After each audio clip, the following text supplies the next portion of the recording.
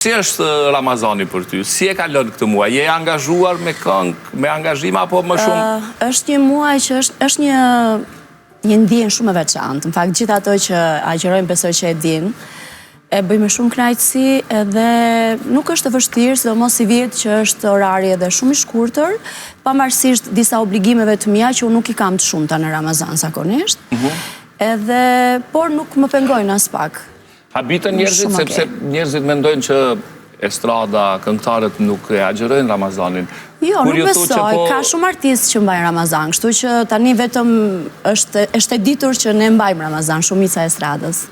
Atëherë, uroj që ta kalojmë një Ramazan të lehtë. Faleminderit, uroj që Zoti t'ja u pranoj lutjet edhe të mirat, edhe shpresoj që ky muaj të jetë muaj i solidaritetit, paqes edhe që t'jemi sa më afër njerëzve që kanë nevojë për ne. Faleminderit shumë. Zakonisht në fillim ne e nisim me muzikë, prandaj do doja ta nisim me një nga këngët tua ikonike kështu, ha? Po. Veçimi. E 2004-s.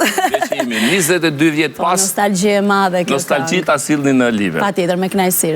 Faleminderit. Faleminderit.